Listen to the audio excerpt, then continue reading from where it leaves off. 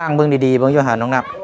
นั่งใส่นั่งอยู่บ่นี่ละนั่งอยู่นี่ละยกตัวอย่างสิให้มันมีระเบียงแบบอิงหั่นนะคิดว่าสิประมาณจักเซนหั่นนะอ่าประมาณช่วงแรกๆเจ้าเนาะมีแต่น้ำนี่เด้อมากล้วยเฮาตกแต่งซื่อๆดอก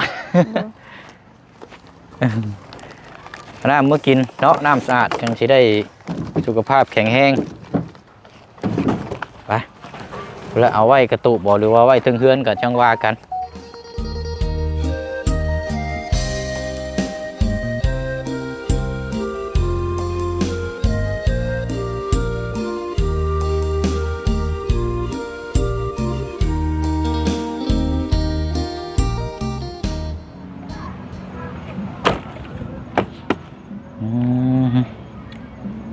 เต็มที่พี่น้องเนาะจำนวน10แพ็คแถมมะกล้วยน้ำบัดนี้เนาะแต่ว่ามะกล้วยโบซุกเอาไว้ตกแต่ง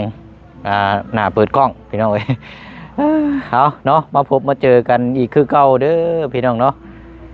อยู่หน้าบ้านเฮือนซานของทางน้องน้ำเนาะช่วงค่อยค่ำลงแรงแล้วล่ะพี่น้องเอ้ยหากมาแต่บ้านน้องน้อยเนาะอยู่บ้านสกีพินใหญ่มันก็บ่สบายมื้อนี้ก็ได้ซื้อน้ำเข้ามาพี่เลยเนาะพอดีกระทั่งคลิปก่อนหน้าคลิปก่อนที่แล้วเนี่ยเนาะทางแม่เพิ่นให้ซื้อน้ำพี่น้อยเนาะบ่เช่นก็ได้ซื้อน้ำนี่แหละมาเนาะจำนวน10แพ็คถือว่าขวดใหญ่เพิ่งเติบอยู่ดอกบัดนี้พี่น้อยเนาะกราบสบายดีและสวัสดีพ่อแม่พี่น้องเบิดสุขุสุคนพี่น้องเนาะพบเจอกันดีคือเก่าคือเดิมกับบ่เสียงเนาะพี่น้องเนาะเอาน้ำมามอบให้ทางน้องน้ำเนาะอันนี้ก็เบิดไป500กว่าบาทเกือบ600เนาะอันนี้กับพี่น้องมีแต่น้ำเนาะแล้วก็มาเบิ่งเวียกงานตัวนี้น้ำเนาะสร้างนี่เมื่อแล้วสร้างนี่เนาะกับไม้เนาะไม้นี่ก็ไปสร้างมาแล้วพี่น้องจำนวน3 โตเนาะจะบ่พออีกช่ำบ่จักนี่บันไดก็คือเดียวเบิ่งคือโล่งจงโป่งอยู่อันนี้เนาะเนาะเดี๋ยวจังถามทั้งน้องน้ำเบิ้งเนาะพี่น้องเอ้ยเพราะว่าคนที่หูที่สุดก็ต้องเป็นเจ้าของเฮือนอยู่แล้วเนาะที่ไปที่มาต้องถามทั้งน้องเพิ่นนำเนาะเดี๋ยวก่อนอื่นนี่จังมาเอานี่เดี๋ยวเขาจังเข้าไปถามเพิ่นก่อนเนาะอยู่เฮือนครอบครัวเพิ่นแหละพี่น้องเอ้ยกำลังนั่งพากันนั่งผิงไผ่อยู่เนาะ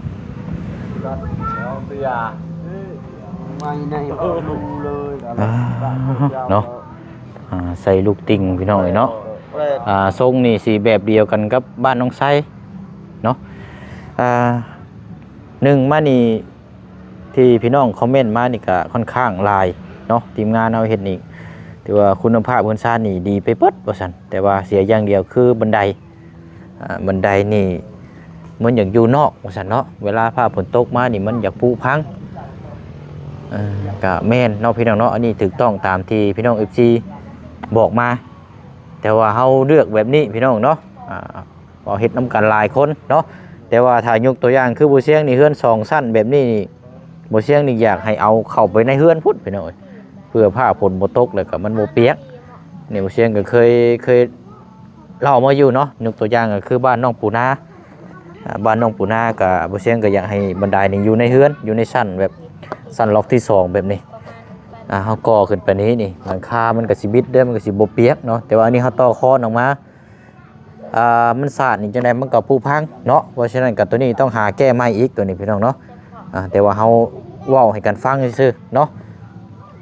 แต่ว่าจะเฮ็ดมันก็ต้องมีงบมาเพิ่มอีกนะพี่น้องเนาะเฮ็ดบันไดปกบันไดไปอีกแต่คือบ่เสียงนี่โยพี่น้องเนาะเจาะทะลุเทิงพี่เลยแล้วแหละว่าเฮือนมัน2ชั้นอยู่เนาะอันนี้ก็ตัดตรงไปเลยเฮ็ดระเบียงออกไปมันก็อีกแนวนึงเนาะเอาเนาะเอาประมาณชั้นนี้ก่อนพี่น้องเรื่องราวเนาะมาเบิ่งทางอันนี้ก่อนเนาะเป็นนี่ได้เด้เนาะได้เบียงนั่งเขาบางพี่น้องบาง FC คอมเมนต์ก็บ่เห็นดีนำพี่น้องเนาะบางพี่น้อง FC ก็คอมเมนต์มาก็เห็นดีนำเนาะคันสิเว้าก็2 เสียงเนาะแต่ว่าเฮาได้พูดได้คุยได้เฮ็ดแล้วเนาะพี่น้องเฮาก็อยากให้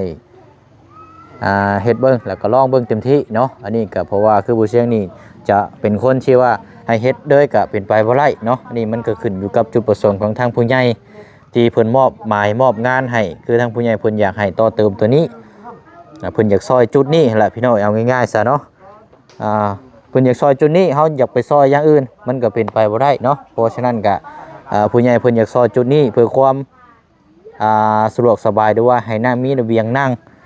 เนาะอันนั้นพี่น้องเอ้ยเพราะฉะนั้นก็ทำตามจุดประสงค์ทางผู้ใหญ่แล้วก็เฮ็ดเวียกงานที่ผ่านมาถ้าเฮาจะแบกแนวนี่มันก็เป็นไปบ่ได้แล้วก็นึงมาเฮาก็ต้องเป็นคนเว้าคนแนะนำเนาะถ้าเฮาบ่เว้าแนะนำเป็นคนรับงานแล้วบ่เว้าบ่จายืนเบิ่งซื่อๆมันก็เป็นไปบ่ได้แล้วพี่น้องเนาะอันนี้มีเขาคอมเมนต์มาถามบ่เสียงเข้ามาถ่ายคลิปนี้เว้าหลายเว้าแบบไปเรื่อยๆว่าซั่นเนาะเว้าแบบคล้ายๆว่าเวียกงานนี่คือมีความรู้หลายว่าซั่นเนาะเนาะพี่น้องอันนี้ก็บ่เสียงจะขอบอกเลยเนาะหรือว่าขออธิบายเลยเวียกงานทุกสิ่งทุกอย่างนี่ถ้าเฮาบ่เว้าบ่จาบ่สำเร็จหรอกพี่น้องเอ้ยเนาะบ่เสียงเว้าได้เลยแต่เจ้าเป็นคนเว้าที่เว้าในฮู้คอจังซี่นี่จังใดก็มันบ่สำเร็จหรอกเว้าดังเท่าใดยังดีเว้าให้มีสาระเว้าไปโลดเพราะว่าเฮาเว้าในเวียกในงานเฮาบ่ได้เว้าไปซุ่ม4ซุ่ม5ขึ้นกกพร้าวขึ้นกกม่วงไปแบบซั่นมันบ่แม่นพี่น้องเนาะเฮาเฮ็ดเวียกงานตัวนี้เฮาไปเว้าอย่างอื่นมันก็เป็นไปบ่ได้อันนี้บ่เสียงเว้าในเวียกงานตัวนี้แต่ว่าเพิ่นก็มาเว้าว่าเว้าคือมีความรู้ว่ามีหลักการเนาะก็เข้าใจอยู่เนาะหลักการในการเว้ากันจะอาจจะในว่าความรู้อาจจะบ่เต็มร้อยก็แม่นคือเพิ่นว่าแต่ว่าเฮาอยากหาประสบการณ์ใหม่เนาะเฮาอยู่ได้ระดับนึงแล้วเฮาก็จะพยายามฝึกตัวเองและให้มันดีขึ้นระดับนึงพี่น้องเนาะเอาเวียกงานการสร้างหรือว่าการเว้าการจาการเฮ็ดเวียกเฮ็ดงานที่ผู้ใหญ่เพิ่นมอบหมายให้เนาะอันนี้หลายคนก็อยากเป็นแน่นอนพี่น้องเพราะว่าถ้าลือมันก็เป็นเนาะถ้าบ่ลือนี่ก็บ่เป็นเนาะทุกสิ่งทุกอย่างเพราะฉะนั้นก็ขึ้นอยู่กับเฮาอยู่ในการศึกษาเนาะอยู่ในการศึกษาแล้วเฮาต้องเรียนรู้ด้วยตนเองพี่น้องเนาะเอาแล้วก็ตามมาอีกเนาะคอมเมนต์นึงอาจจะเป็นคนลาวเฮานี่แหละพี่น้องเนาะแต่ว่าพิมพ์ภาษาไทยแบบ50เว้าแบบเขียนบ่ค่อยคล่องปานใดเนาะเพิ่นก็ว่าบ่เสียงเข้าไปบ้านกรุ๊ปนี่แหละเนาะมีเคสหนึ่งที่ว่านางจะเว้าแบบ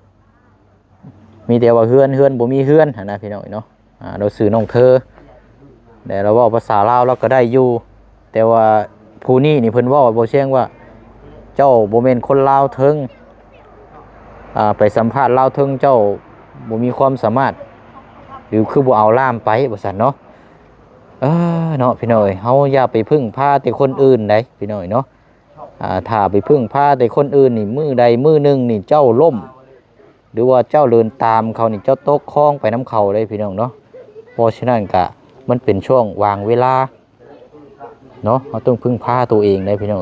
ถึงมันจะออกมาแบบบ่เต็มร้อยกะยะแต่ว่าอย่างน้อยเฮาก็ได้มีการเว้าคันจาเนี่ยก็ถือว่าหาประสบการณ์ใหม่เนาะไปเรื่อยๆนะพี่น้องเนาะอันนี้คือคนที่เพิ่นคอมเมนต์มาเนาะพี่น้องเนาะเพราะฉะนั้นก็พึ่งพาตัวเองดีที่สุดเนาะถ้าเป็นไปได้นะพี่น้องแต่ว่ามันเป็นช่วงวางเวลาถ้าเฮาจำเป็นเราถ้าว่าคนใดคนหนึ่งว่างเขาก็จังให้เพิ่นพาไปเป็นล่ามเนาะหรือว่าเอาบุญน้ำกันพี่น้องอันนี้ก็ฝาก FC เนาะในช่องสำรองเนาะช่องของทางบ่เสียงอะไรพี่น้องเอาเนาะเข้ามาหาทางน้องน้ำก่อนเอาสบายดีเด้อเนาะเป็นนี่ใดเนาะแล้วเราบ่ระเบียงเขางามอยู่บ่งามนั่งเบิ่งแล้วบ่นั่งเบิ่งอยู่โอ้คักแล้วนี่จะขึ้นไปเบิ่งเด้นี่เนาะเอาใช่เนาะไปขึ้นไปเบิ่งก่อนพี่น้องเอ้ยเนาะไผชานี่นะมีตู้อยู่บ่ในตู้เพื่อนตัวนั้นมีแต่คนเฒ่า2จนเบาจันมาหาผู้นี้บ่โดยเด้ออ่ะไปเนาะเรามาลิ้นน้ำเนาะโดยเอาเดี๋ยวขึ้นไปเบิ่งเวียงงานเฮาก่อนพี่น้องเอ้ยเราจังไปเอาน้ำมาโอ้ใส่ลูกติงแล้วเนาะตัวนี้นี่มันก็ถามบ่วิดบ่มันบ่วิดเลาะพี่น้องเอ้ยเนาะนี่บ่วิดปานใด มันนี่เนาะนี่กันนี่เด้มันยังบ่ตรงปานใดเนาะจังได๋ก็ฝนตกมากก็เปียกโอ้นั่งเลยบาดนี้เอ้าเปิดแพทก่อน ตัวนั้นยังเลย หันเล่พี่น้อยเนาะงามเด้ๆได้เด้ๆเนาะเวทตัวนี้แล้วคักๆตัวนี้เนาะมีแต่ว่าอันตัวนี้เฮานั่งนี่ก็แม่นหน้าต่างนี่พอดีเลยเนาะ โดย ระวังเอาตัวนี้นี่เด้พี่น้อยถามว่าสูงบ่สูงเนาะพอดีงามแต่ต่ำกว่านี้มันก็คือแบบหนึ่งเนาะนอนก็ได้บัดนี้เนาะ นอนก็ได้ ยังเหลืออีกน้อยหนึงเนาะน้องเนาะ โดย อันนี้ให้เพิ่นยิงเหลี่ยมมาแบบคือบอกเพิ่นนั่นแหละเนาะเพิ่นก็เฮ็ดตามที่เฮาบอกนั่นแหละพี่น้องมันก็ง่ายเนาะเดี๋ยวจังซื้อสีมาลงนี่นะครับคักแล้วนี่เนาะพระเจ้าเล่นขอบเล่นหยังได้พี่น้องพอดีได้เนาะบ่ห่างเลยเนาะ โดยดีนะ พอดีงามพอดีสีโตหน้า40พี่น้องเนาะถ้า30นี่มันก็สิน้อยอีกเนาะนี่ประมาณนี้ประมาณครึ่งนี่แหละ30นี่30เซนแต่มันอยากแคบอยู่ทั้งเทื่อเฮาอยากนอนได้ซะเนาะอันนี้เฮานอนเหยียดแข้งเด้อก็ยังได้แล้วบัดนี้เนาะ กันยามหนักยามห้อนสบายเนาะ นั่งสบายอยู่นอกนี่เนาะ โดย ไม้48นี่ยันเบิดแล้วน้องนี่เนาะ โดย ตายบาดนี้พี่น้องเนาะอันทางโซนมาลัยนี่ก็ยังบ่ทันได้ใส่เบิดเนาะ โดยยัง มื้ออื่นเนาะน่าจะสำเร็จตัวนี้พี่น้องจะสำเร็จไปด้วยดีเนาะแล้วก็ตัวนี้เพิ่นก็ยังบ่ทันได้ใส่ซ้ำตัวนี้นี่อันเจ้านั่งเบิ่งดีๆเบิ่งอยู่หาน้องนับ นั่งใส่นั่งอยู่ บ่นี่ละนั่งอยู่นี่ละยกตัวอย่างสิให้มันมีระเบียงแบบอิงหั่นนะ แบบ คิด นี้ ว่าสิประมาณจักเซนหั่นนะประมาณช่วงรักแร้เจ้าเนาะ โดย ประมาณ4เท่าไรพี่น้องประมาณ40เซน50พุ่นบ่ชักนี่เนาะให้มันซ้ำกับหน้าตัวนี้ลบไปยังเนาะมันต่ำโพดนั่นน่ะน้อง ตามเพิ่น ตามที่เฮาคุยกันเมื่อเว้นนี่มันต่ำโพดบ่เชียงคิดเบิ่งแล้วกับพี่น้องก็บ่เห็นดีนำปานใดเพราะว่ามันต่ำอยู่เอาเจ้าลองนั่งเบิ่งน่ะท่านเห็นบ่บริวิตฮอดอันช่วงแอวเจ้าชักเนาะ แม่ อย่างน้อยก็ให้มันฮอดจักแร่นะก็พอดีอิงพอดีเลยสิชูอยู่ในช่วงนี้แหละพี่น้องนี่ประมาณจักใส่ไม่48 3เซนซะเนาะ3เซนเพิ่มไปอีก หรือว่าสิเอาแบบนี้ด้วยบ่ ว่าแบบนี้นี่บ่เกินช่องมือหรอกเขาว่าได้ยินข่าวแล้วแหละ อย่าดิ้นน้อยนะ เนาะบ่แคบบ่เกินพี่น้องเนาะทางหน้าพี่ก็กว้างดีนี่เด้เนาะเอามานั่งได้นี่งามพี่น้องเนาะแต่ว่าคือเฮาฮู้แหละเนาะอันนี้ก็ว่าทางพ่อเพิ่นก็บอกมาว่าลองเฮ็ดเบิ่งเนาะว่ามันบ่งามพ่อก็นั่นก็ให้ลื้อออกว่าซั่นเนาะถ้าพี่น้องบ่เห็นดีนำว่าซั่นเนาะทางพ่อเพิ่นก็บอกเลยว่าโอ้ยบ่ดอกมั้งเนาะว่ามันก็งามแหละพี่น้องเอ้ยว่าเอาเฮ็ดก็เฮ็ดดูแลเบิ่งนํกันเนาะเอาหั่นแหละเนาะมีแต่ว่ามื้ออื่นจังอันนี้บ่เสียงไปสร้างมาแล้ว3โตตัวนี้นี่พอดีละ3เซนขึ้นประมาณจัก30หรือว่า40เซนน่าจะได้พอดีนั่งอิงแบบอันนี้เลยบัดนี้แล้วก็ป้องกันทั้งน้องๆเพิ่นอีกเนาะโอเคเนาะไปงามลงไปเอาน้ำบัดนี้เฮาน้ำจำนวน10แพ็คไปหน่อยน้ำหัวเสือเอามาไว้กินเนาะแล้วก็เอากระตุกมันเก็บไว้ให้น้ำ โดย ไปละซอยกันไป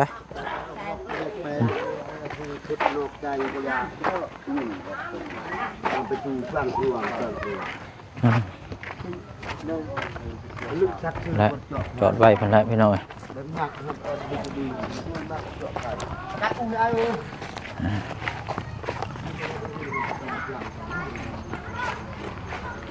เนาะใช้อันเอิญพอจะมาอยู่มาซอยกัน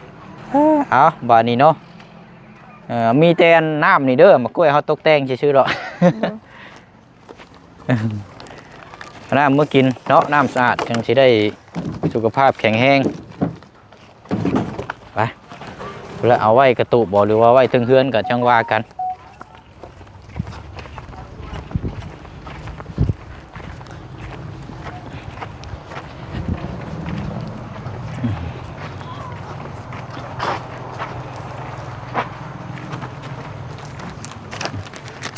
เลี้ยงไว้ถึงเนาะเอาเดี๋ยวให้พ่อเจ้าชงเจ้าขึ้นต่อหันก็ได้พ่อจะชอบเลย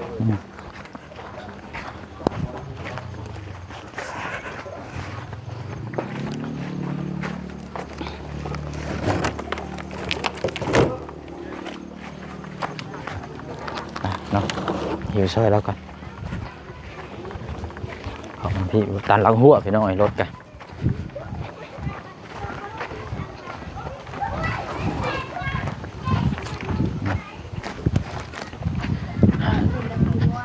ใช่เอาแป๊บหนึ่งเด้อ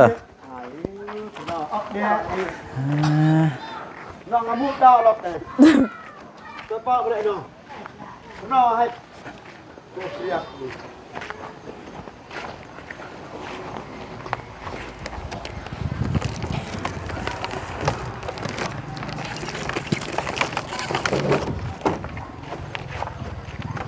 มาตอนนี้เดี๋ยวหิวซะ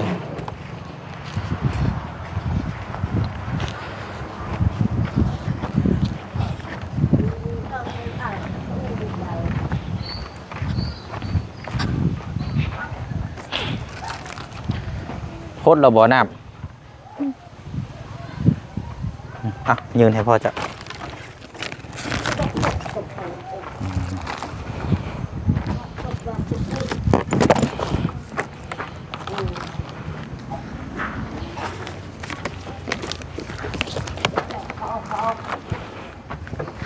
มึงเด้อคอยเด้อตรงไหนเนาะ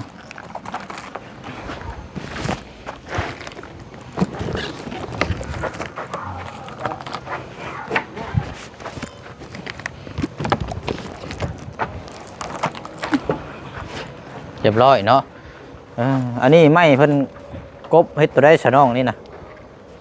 ยันก็เฮ็ดอันนั้นเนาะ บันไดบ่น่าจะแม่นเนาะหรือว่าตัวได้นี่ตัวนี้บ่เนาะใครเรามันไม่หนาซิปนี่ยังอยู่โชงให้เพิ่นตัดจับใส่เอาโยสิให้เพิ่นพาเอานี่มันบ่งามพี่น้องมันเบี้ยวเนาะเพราะตัวเฮ็ดพิงนี่บ่เชียงอย่างได้ตัวมันตรงเลยอย่าหรอกอันนั้นกับมืออื่นเดี๋ยวเพิ่นมาส่งบ่เชียงไปสร้างเพิ่นแล้ว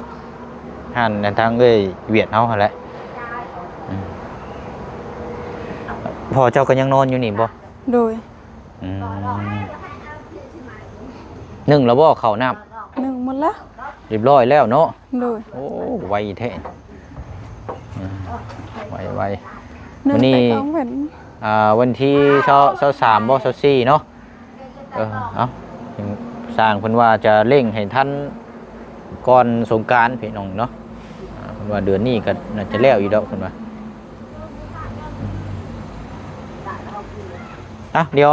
ไปขึ้นไปเทิงก่อนก็ได้เดี๋ยวไปขอบุญขอบคุณทางแม่เพิ่นเนาะจุดเลยให้จุดเลยโอ้มีไฟบ่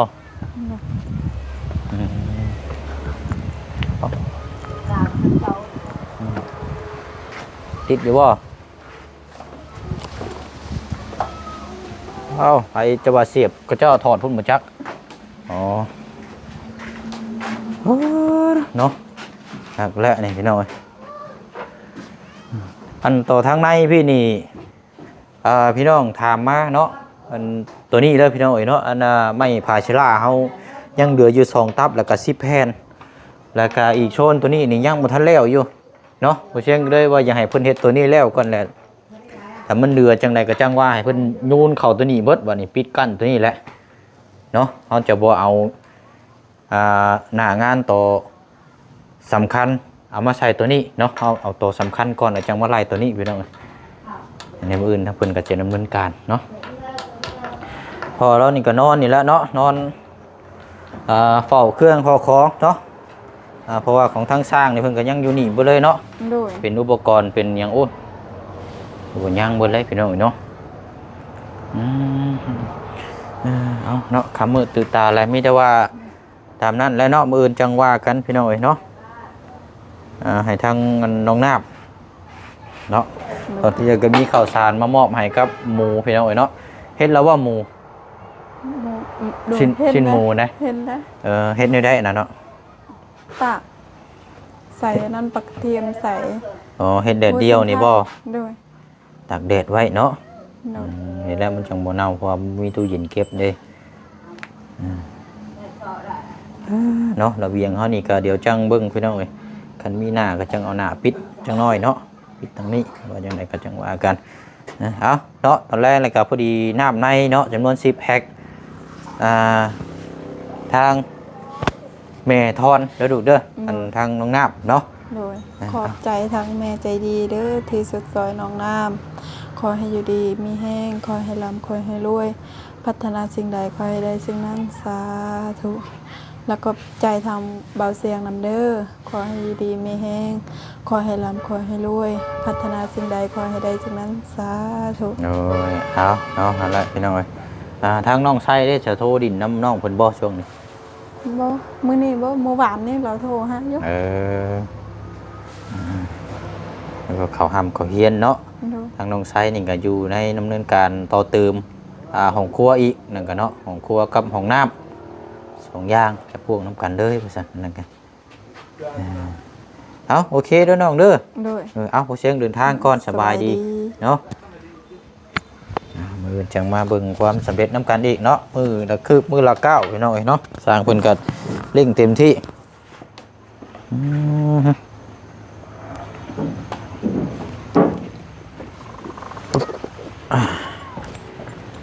ไปเนาะหวนเตาหาเข้าทำเข้าหูแล้วบัดนี้พี่น้องเนาะลมก็ห้วยๆเลยช่วงนี้ก็